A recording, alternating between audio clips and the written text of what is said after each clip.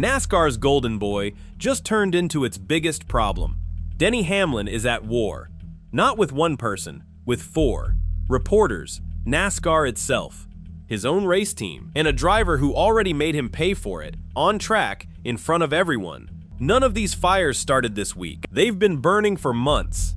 This is just the moment they all caught fire at once. So who's really to blame here? Stick around, because by the end of this video, you'll know exactly which fight is the real problem, and it might not be the one Hamlin's talking about the loudest. My take? This isn't bad luck. This is a pattern. Is Hamlin the problem, or the only one brave enough to say what everyone else is too scared to?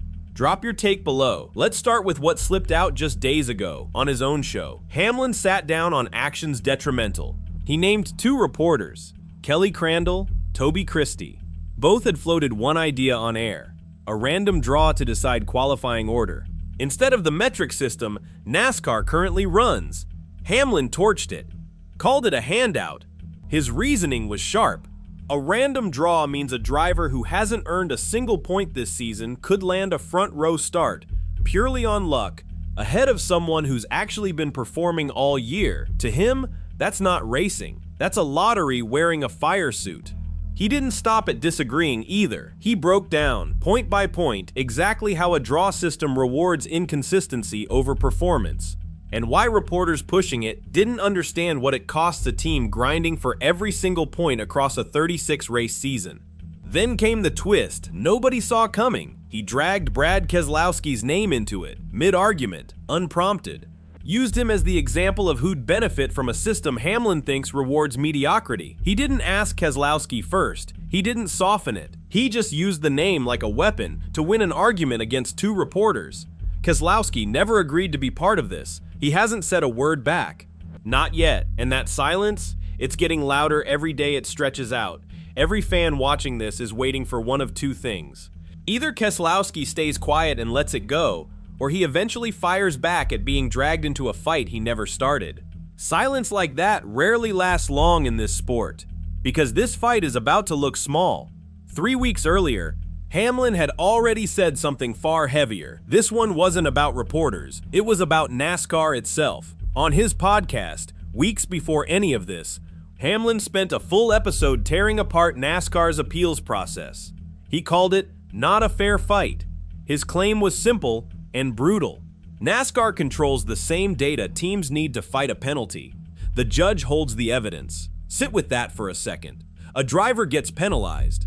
He wants to appeal, but the people deciding if he wins are the same people who punished him in the first place. And they're the only ones holding the proof. That's not a small complaint. That's an accusation that the sport is policing itself with zero outside checks on its own power. He didn't say it once and move on. This stretched across multiple episodes, hours of it, coming at the argument from different angles every time.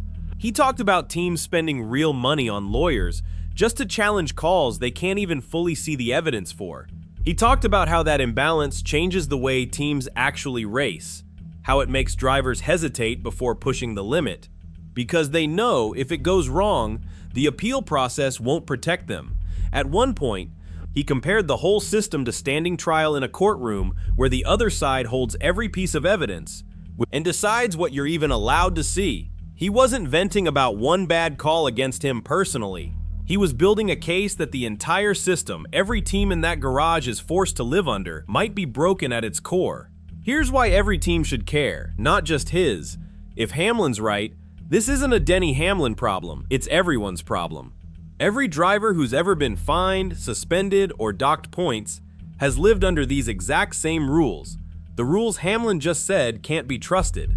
Once a claim like that is out in public, on a platform every team owner and every other driver can hear, it doesn't just disappear. And the loudest fire right now isn't even outside his camp.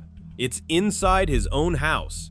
While Hamlin was busy taking on NASCAR's entire justice system, something else was already unraveling closer to home.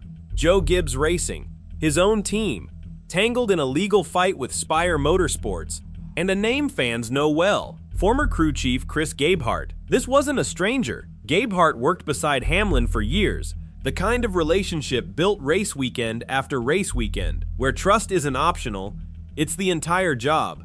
A crew chief hears everything. He knows the strategy before it happens.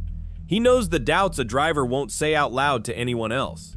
That's the kind of closeness on the table here. People close to the situation describe Hamlin as feeling personally betrayed by what's happened with Gabehart. Not annoyed, betrayed. That word does a lot of work. This isn't a courtroom footnote sitting far away from the track.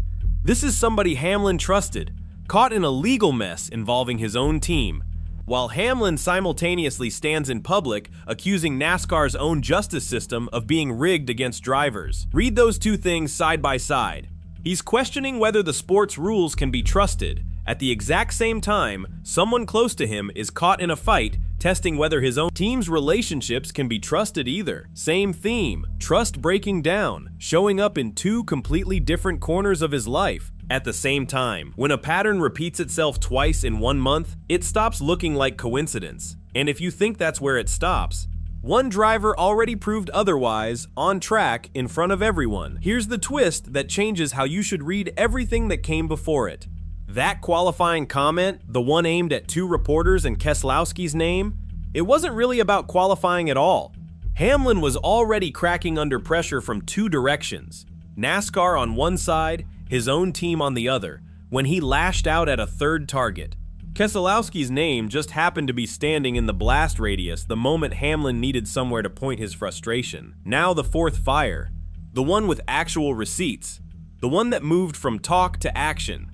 Earlier this season, Hamlin went on his podcast and went after Kyle Busch directly, called out his decline, on air, by name. He didn't just say Busch was having a rough year, he framed it like Busch's best seasons were already behind him. The kind of comment that cuts deep for any competitor still trying to prove he's got something left, especially one with Busch's history and Busch's pride. Busch heard it. Busch didn't just talk back. He said flatly that he could make Hamlin's life hell. Not a vague jab, a direct threat aimed at a fellow competitor over something said about him on a podcast. That's a driver telling another driver, on record, that there will be consequences, and meaning every word. Then Busch didn't stop at words. At Kansas, he held Hamlin up on track, right there, in the middle of a race, in front of every fan watching. It looked exactly like what it was.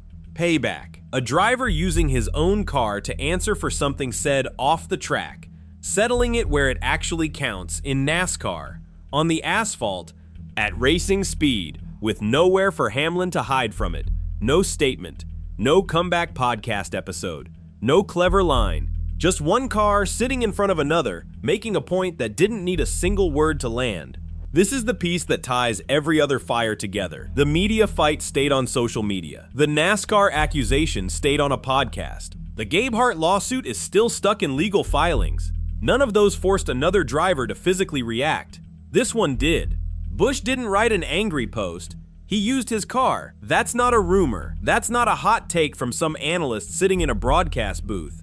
That's a real driver taking real action because of something Hamlin said out loud. So here's all 4 fires, laid out side by side, exactly as they're burning right now. Reporters over a qualifying format with Keselowski's name dragged through it without his consent.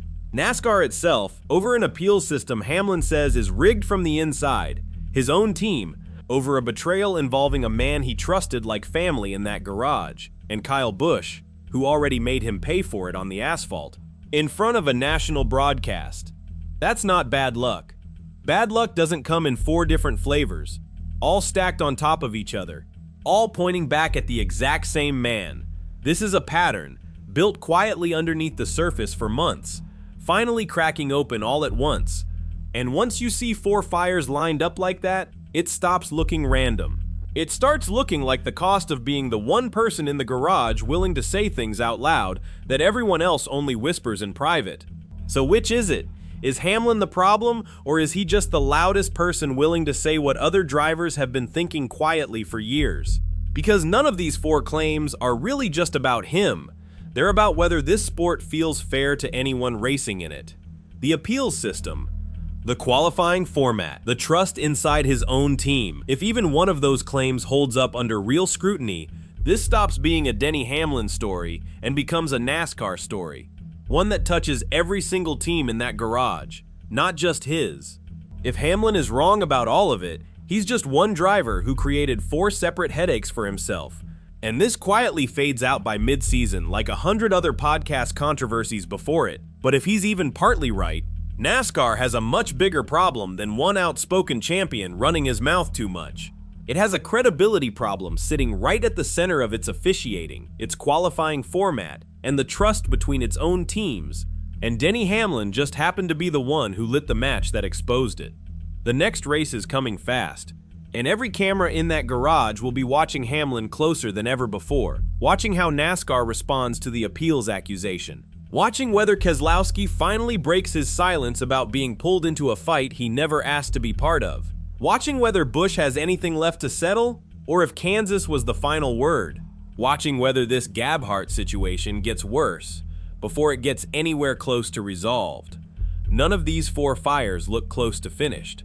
Any one of them could be the next headline before the week is even over. So here's my honest take. I don't think this ends quietly. Do you think Hamlin is NASCAR's biggest problem or its most necessary voice? Drop a 1 if you think he's the problem, or a 2 if you think he's right. And if you want to know exactly how this plays out before anyone else does, subscribe, because this story is far from over.